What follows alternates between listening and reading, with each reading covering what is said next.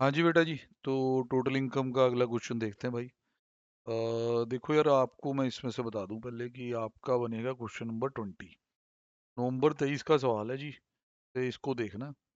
आओ जी, ओवरव्यू ले लो तो फिर भाई सॉल्व सोल्व करके भेजो। रिकॉर्डिंग वाले बच्चों ने, ऑनलाइन वाले तो साथ साथ कर रहे हैं काम।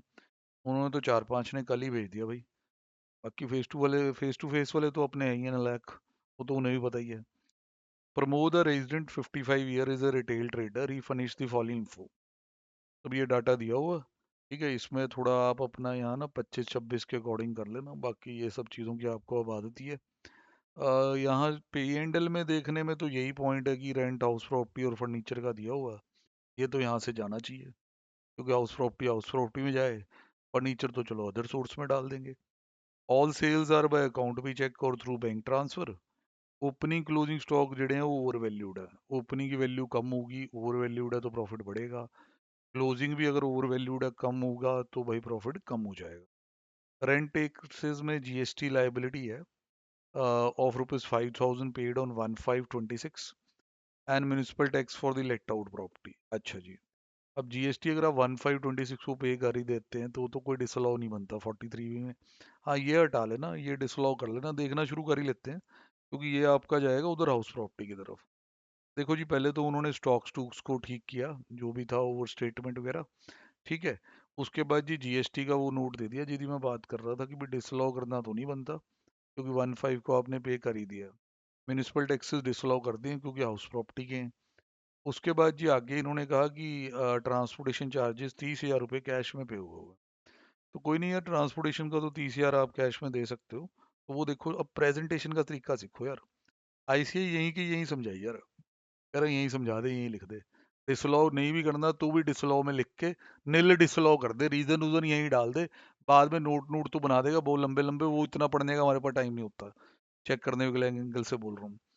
बाकी जी इसमें 8,000 रुपये का लॉस है इक्विटी शेयर पे। जो परचेज यहाँ आपने सेल किए तो यहाँ आपने खरीदे थे। ये थोड़ा देखना पड़ेगा यार। 10/2/26, परचेज 25 होना चाहिए था यार। ओरिजिनल फाइल में से देख दें थोड़ा सा।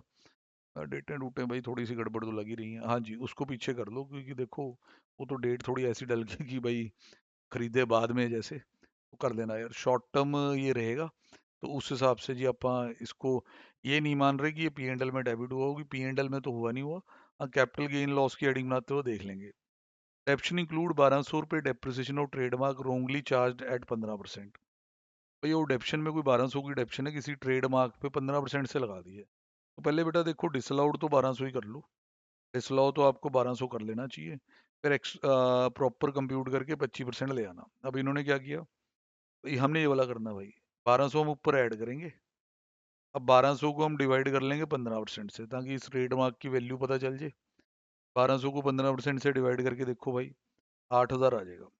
8,000 के ट्रेडमार्क पे 25% ऑप्शन अवेल कर लेंगे, 2,000 आ जाएगा। तो होगा क्या कि 1,200 ऊपर जाके ऐड हो रहा है, 2,000 लेस हो रहा है, नेट आपके 800 रुपये महीने सो रहे हैं। इस तरीके से चीजें चलेंगी। और सुने भाई, he deposit this much in PPF, this much in LI. बेटा ये सब एटीसी आइटम है, P&L में कुछ भी डेबिट नहीं है। ध्यान रखना, जो नालायक पार्टियां सब डिसअलाउ कर देती हैं यार। पहले डेबिट तो करवा ले इस नेट प्रॉफिट से पहले। ऐसे कैसे डिसअलाउ कर देना। हाँ, नालायक। देन उसके बाद ही पेड 70,000 रुपये on loan availed for higher education of wife. ओ, पत्नी को पढ़ा रहा है भाई, education of spouse 80। Compute total income tax payable by Pramod. ये मान के चलो कि नॉर्मल प्रोविजन से चलना है, और उसने ऑप्ट आउट किया हुआ है। फिर कहते हैं जी ऐसे करो, बीनस प्रॉफिट निकाल लो प्रिजम्पटिव में, और डज नॉट ऑप्ट फॉर 115 BAC। फिर कहते हैं जी बीनस प्रॉफिट निकाल लो नॉर्मल प्रोविजन के according, and he does not for which is more advantages to him. देखो भाई, आप पहले ध्यान से देखें। इसने लिखा business profit is computed as per normal provision, and ये ऑप्ट फॉर सेक्शन 115 BAC। यार ये कैसी बातें कर रहे हो भाई भाई भाई। अब इधर इलाज भी करके दो। देखो जी, यहाँ तक ये जो कहानी है, पीजीबीपी की कहानी तो होगी आपकी। थोड़ी हाउस प्रॉपर्टी भी सुन लो।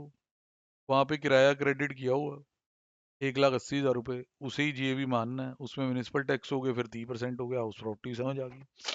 और सुन ले, नीचे की तरफ गए, अदर सोर्सेज। अच्छा, पहले तो ये शॉर्ट टर्म कैपिटल लॉस है, ये भाई कैरी करना पड़ेगा। कैपिटल गेन बाहर जाके सेट ऑफ नहीं होता होता कैपिटल लॉस। फिर भाई rent of the furniture, furniture आ गया। तो रेंट ऑफ द फर्नीचर आपका अदर सोर्स में डालेगा। आप देखो नलैको की नलैक की, देखो इन्होंने लिखा ये है compute under the normal provision है एनी ऑप्ट्स फॉर 100। यार भैया अगर 115 बीएससी डिफॉल्ट रजीम को कहते होते हैं। अब इसमें देखो ये वो वाले ईयर्स हैं जिसमें ये डिफॉल्ट नाम नहीं था, इसके लिए ऑप्ट करना पड़ता। वैसे तब भी बच्चे इससे कंफ्यूज हो जाते थे कि अच्छा ये नॉर्मल प्रोविजन थोड़ा ना हुई, ये देखो।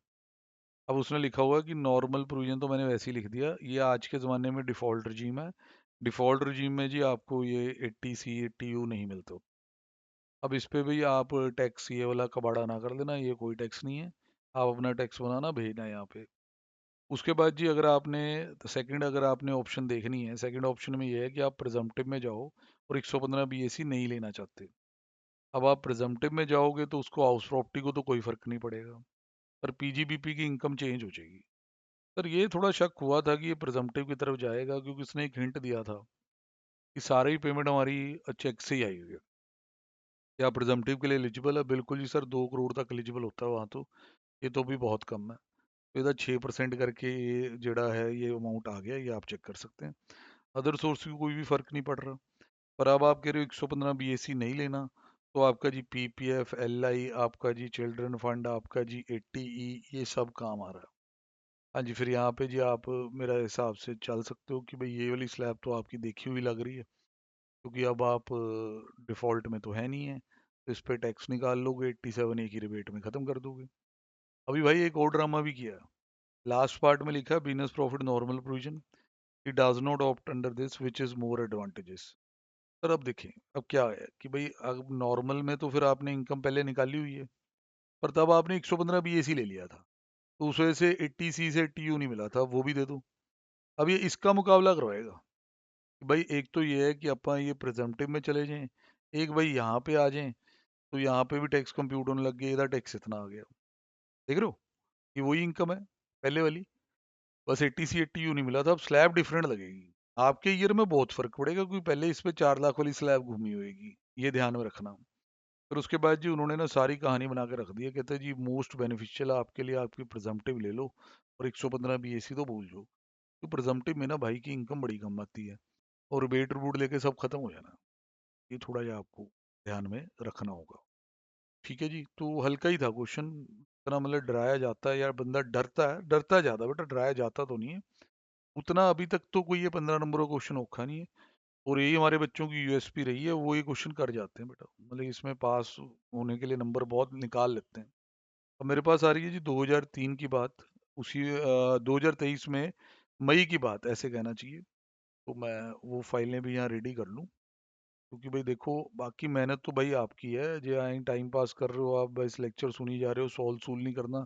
फिर तो चाहे सुनना भी रहने दो यार, कुछ और अपनी कोई छपरी वीडियो वीडियो देख लो, किसी ने डाली होंगी, वो आपको बड़ी अच्छी भी लगती हैं। ठीक है, फिर उसमें ही टाइम लगाओ। ये देख रहे हो तो भाई सॉल्व करना, साथ साथ बाय हैंड सोल्यूशन बनाना। हाँ जी, तो अब आपका जी इससे पिछला क्वेश्चन आने लगा। ये है जी 2000 मई 2023। देखते हैं जी क्या कहानी, कहानी तो काफ़ी लंबी फैली हुई लग रही है। देखते हैं। Mister Baseen resident individual 52 year की एज है, provide the management consultancy service to various clients. Income expenditure Baseen साहब ने रख दिया। अब यहाँ आप देख सकते हैं कि एक्सपेंडिचर में एम्प्लॉय रेमुनेशन और ये सब खर्चे डाल डूल के इतना सरप्लस निकाल दिया है। अब ग्रॉस रिसीट आप देख रहे होंगे, फिर इसमें ऐसे भी लिखा हो कि लास्ट ईयर 75 लाख था। वो आपको हिंट दे रहा है लास्ट ईयर मैं एक बड़ा प्रोफेशनल था। और कहता है पर मेरी किसी भी पेमेंट पे टीडीएस नहीं कटा हुआ। प्रोफेशनल्स जब अपने क्लाइंट को बिल रेज करते हैं तो 194 जे में टीडीएस कटता होता है, तो भाई साहब कह रहे हैं हमारा तो नहीं कटा हुआ। इंटरेस्ट ऑन सेविंग अकाउंट है, विनिंग फ्रॉम लॉटरी है, लॉटरी की विनिंग में कहता है मैंने लॉटरी की टिकट खरीदी थी वो माइनस कर ली है। देखो पीजीपीपी में से तो इसको पूरे को निकाल देना, और जब जाके लॉटरी में टैक्स होगा कहना बेटा ये टिकट टुकट की कोई डिडक्शन नहीं मिलती, पूरा 1 लाख टैक्स होगा। फिर किराया है। अब नीचे देखते हैं, कहता है employ remuneration include a sum of 3 lakh paid to his wife missus Bina who is working as a manager in his office. She does not have any technical और प्रोफेशनल क्वालिफिकेशन और experience. The payment of salary as per the market rate is comparison to the similar work for him. Clubbing में पढ़ा था कि अगर जहाँ भाई husband काम कर रहा है या जिस एंटिटी में हस्बैंड का सब्सटेंशियल इंटरेस्ट है, वहाँ वाइफ को नौकरी मिल जाए बिना किसी नॉलेज और एक्सपीरियंस से, तो क्लब हो जाती है। देखना पड़ेगा सर, कहानी ध्यान रखना। Baseen owns a big house with the two independent unit. Unit 1 50% let out residential. Unit 2 50% used by Baseen. Residence come office. Other particular house के सारे रेट एंड टैक्सेस में 10,000 रुपए के म्यूनिसिपल टैक्सेस डाल दिए हाउस के। तो ध्यान से समझना कि भाई देखो, कुछ एरिया तो आपका किराए पे दिया हुआ।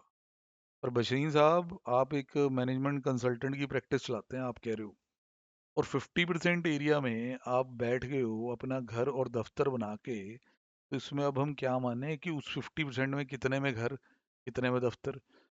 सर लॉजिकली इक्वल, मतलब 25% में घर, 25% में दफ्तर। उस हिसाब से ही फैसले लेने होंगे, ये कुछ और लिख के ना आया। Interest represent interest on capital borrowed for construction. Construction कब कंप्लीट हुई बता दिया, अभी तक कहता है जी neither the loan nor the interest was paid. पर देखो, हाउस प्रॉपर्टी में तो जो डायरेक्शन आपने इंटरेस्ट की लेनी है वो मिल जाएगी, क्योंकि उसमें पेमेंट जरूरी नहीं होती, एक्रूअल बेसिस। पर जितना पोर्शन अब बिजनेस में यूज होता है उसकी आप डिडक्शन चाहते हैं भाई, नेशनलाइज बैंक से लोन लेके मुश्किल है, मुश्किल है, उसकी डिडक्शन नहीं मिल पाएगी, 43B लग जाएगा। Based on the actual rent received for unit 1, बसीन debited 2,40,000 notional rent for unit 2, जो उसने प्रोफेशन में यूज किया। ओहो, ओ भाई भाई भाई, ये यहाँ नोशनल रेंट डेबिट करके डिसलॉ कर देना। फिर एक्सपेंसेस में जी इंश्योरेंस प्रीमियम पे किए हुए हैं ये 72,000 हेल्थ पॉलिसी के। ये याद होगा जब न्यूमरस ईयर के लिए इकट्ठे पॉलिसी ले लेते हैं, यूनिटरी मेथड लगना।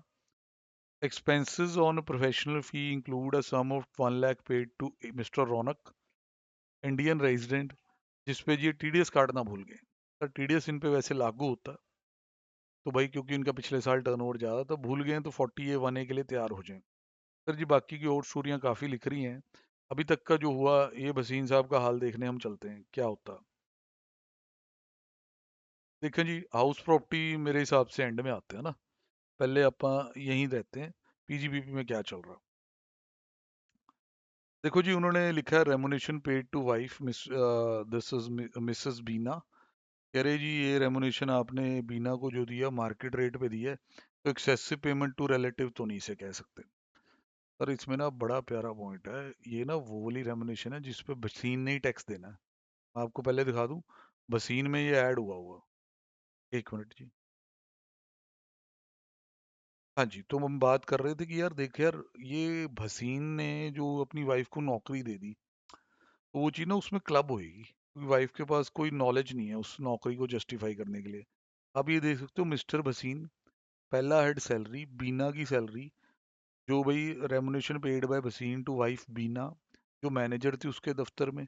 पर बीना के पास कोई टेक्निकल क्वालिफिकेशन नहीं थी, ये हो गया। इस पे स्टैंडर्ड एक्शन ले गए, वो लग रहा है कि ऑप्ट आउट किया हुआ। अब अगर हम इसको बिजनेस में भी डिसलॉ कर दें एज ए खर्चा, भाई भसीन को तो एक ही चीज पे 2 बार टैक्स लग जाएगा। पहले प्रॉफिट बढ़ जाएगा, फिर उसके बाद जी सैलरी के तौर पे भी टैक्स लगेगा। नहीं भाई साहब, इतना बुरा ना करें। हाँ, अगर यहाँ ये ऐसे लिख देते कि जो ये प्रोफाइल है उसका मार्केट रेट तो जी 2 लाख ही होता है, इन्होंने 3 लाख डाला हुआ है, फिर 48 लगा के आप उतना डिसलॉ करते। अब सर वो घर की बात जिसमें दफ्तर भी है, तो मैंने आपको थोड़ी देर पहले बताया था कि देखो जी 50% तो इस घर का एरिया वैसे ही किराए पे दिया हुआ, तो उसके रिगार्डिंग जड़े खर्चे हो डिसलॉ होने ही होने। 50% एरिया यूज होता है जी आपका रेजिडेंस और ऑफिस दोनों है, तो रेजिडेंस और ऑफिस हम ऐसे इतना इतना मान रहे हैं। तो रेजिडेंस वाला और किराए वाला जो भी खर्चा है वो आप डिसअलाउ कर रहे हैं, वो आपने जी 75% डिसअलाउ यहाँ कर डाला। ऐसे ही जी आपका जो इंटरेस्ट है वो 75% इन्होंने डिसअलाउ किया। अब आप ध्यान से देखें, 75% डिसअलाउ करते वक्त बंदे को फील आएगी सर इन्होंने तो मतलब वो जो ऑफिस वाला था वो अलाउ कर दिया, आप तो कह रहे थे कि यार पे ही नहीं हुआ। नहीं बेटा, वो भी डिसअलाउ करने लगे। 80,000 में से 75% इसलिए डिसअलाउ हो रहा है कि ये इतनी जगह में या तो उसने किराए पे दे रखी है जगह, या वो वाली जगह है जहाँ उधर रेजिडेंस है, फैमिली रहती है। 25% में उधर मैनेजमेंट कंसल्टेंसी का ऑफिस है, पर वो भी डिसअलाउ ही कर रहे हैं क्योंकि वो पे नहीं किया आपने। सर नोशन रेंट जो आपने डाल दिया था वो भी डिसअलाउ ही कर रहे हैं। अब सर इसके बाद यहाँ मैं थोड़ा वसीम साहब को चेक कर लूँ अगले पॉइंट से पहले, इन्होंने कोई इंश्योरेंस प्रीमियम प्रीमियम भी डाला हुआ, और वो इंश्योरेंस प्रीमियम के नीचे कहानी आ गई थी कि भाई वो तो कोई लमसम हेल्थ इंश्योरेंस पॉलिसी पूरे टब्बर की करा रखी है। डिसअलाउ बने रहे, मतलब आप ये देखें कि आपको चीज़ें आती हैं। अब वो रौनक जिसको आपने लाख रुपया दे दिया वसीम साहब, बिना टीडीएस काटे, आपके ऊपर टीडीएस की प्रोविजन लगती थी, तो 30,000 ये भी डिसअलाउ। फिर आपका डेप्रिसिएशन आ गया जी बुक्स वाला। फिर भाई मैं ना ये जो जो चीज़ें यहाँ ये हटा रहा है, ये एक बार आपको दिखा दूं, ये भी बड़ी आसान है, सारी आती हैं हमें। सर सेविंग का इंटरेस्ट यहाँ से हटेगा, लॉटरी भी हटेगी, किराया भी हटेगा। तो किराया भी यहाँ से हटा दिया गया है, ये आप देख सकते हैं। हाँ जी सर देख सकते हैं। अब जो डेप्रिसिएशन की मोह माया है, ये डेप्शन कैसे आई है, उसके लिए भाई साहब आपको ना यहाँ थोड़ा पढ़ना पड़ेगा। यहाँ लिखा हुआ है there was only one block containing computers which came into existence on 2nd of April when new laptop for 160, printer and scanner for 40,000 were purchased. He charged option 60% on the entire cost and debit the same to the P&L. कोई income expenditure वो तो अपन disallow कर देंगे। अब हमारी जो allowable डेप्शन होती है वो हमने यहाँ निकालनी है। ये 60,000 के लैपटॉप, 40,000 के प्रिंटर वगैरह, ये दोनों इकट्ठे ही उठा लिए। अब इन पे जी डेप्शन डुप्शन निकल रही है, आप चेक कर रहे हैं। कहता है ये मोर देन 180 डेज के लिए है। प्रिंटर स्कैनर को भी कंप्यूटर के साथ ही जोड़ा गया, कई ऑथर नहीं भी जोड़ते, मैंने आपको बताया था। तो ये सिर्फ ऐसा घूम फिर के 40,000 80,000 रुपए की डेप्शन आ पाई।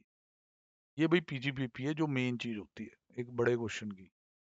जो भाई अगेन आप देख लो, जो आपने वो सारा सुना बर्दाश्त किया, तो ये एक एक चीज आपको क्लास में कराई हो, एक एक चीज। और टीडीएस जो किया उसके बाद उसने और पक्का किया इससे पॉइंट्स को। अब भाई जो इनका अब वो हिसाब किताब सा हाउस प्रॉपर्टी का, और उसको खुल के देख लें। अब देखो other particular of the house ये है सब। तो ईआरवी वगैरह निकल सकती है, आधा कर देना बस लेट आउट पोर्शन में। MRV FRV whichever is higher whichever is lower is standard rent. तो उसके बेस पे भाई आप ये चेक करें कि ईआरवी आएगी वो तो 2 लाख ही आएगी, पर आपका तो एक्चुअल किराया ही 240 है। तो विच एवर इज हायर करके ये देख लो आप, ईआरवी और ये हायर करके जीए भी ले आया, म्यूनिसिपल टैक्स डाल दिए, 50% पोर्शन किराए पे, ध्यान रखना मुन्ना। फिर उसके बाद जी स्टैंडर्ड एक्शन ले गया भाई। उसके बाद जी इंटरेस्ट चाहे पे करो चाहे ना, उस प्रॉपर्टी में तो डिडक्शन हो ही जाती है। फिर भाई बाकी 25% एरिया जो अपने रेजिडेंस के लिए यूज होता है, नील नील, ये बिल्कुल सही। फिर इंटरेस्ट की डिडक्शन यहाँ भी, पूरा काम वही चल रहा है ऑप्ट आउट वाला।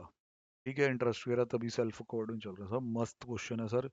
जीटीआई लेवल तक पॉइंट नहीं है जहाँ बच्चा गलत कर सके। और टैलेंटेड बच्चे की तो कोई सीमा ही नहीं है भाई, वो तो कुछ भी कर सकता।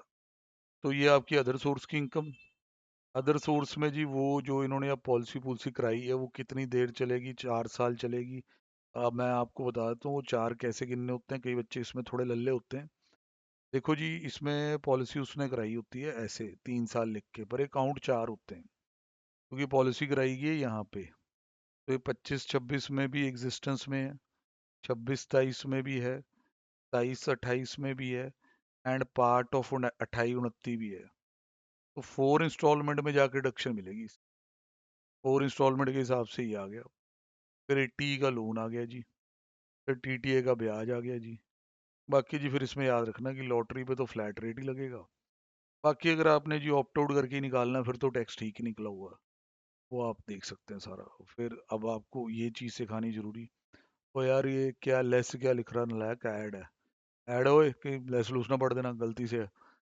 अब उसके बाद ये टीडीएस लेस हो रहा है जी। वो जो लॉटरी पे टीडीएस कट गया, वो कह रहा है भाई इतना टैक्स नहीं जमा कराना, इतना तो कटा हुआ। बाकी जो कोई क्लैरिटी क्लूरिटी यहाँ से आए, compute total income under the regular provision, बस फिर तो ऑप्ट आउट ही था। ये देखो उन जमानों में ना उसके लिए जिसको आज आप डिफॉल्ट कहते हो उसके लिए ऑप्ट करना पड़ता था। अब क्या हो गया कि अब वो तो डिफॉल्ट बन गई, अब उसमें से निकलना पड़ता है। तो उन जमानों में ऐसे लिखते थे कि हाँ नहीं नहीं 115 बी एसी नहीं चाहिए। यार प्लीज एक रिक्वेस्ट है, ये दो क्वेश्चन का सोल्यूशन बना के भेज दो, थोड़ा तुम्हें खुद भी पता चल जाए स्टॉप वॉच रख के कि कितना टाइम लगता है। प्लीज यार भेजें जरा, रिकॉर्डिंग वाले भेजे जा रहे हैं, तुम ना लायक फेस टू फेस वाले तो हमेशा ही पीछे चल रहे होते हो। ठीक है जी डन करते हैं, दो बहुत हैं आपके लिए बड़े क्वेश्चन, करे ही नहीं एंजॉय। डन।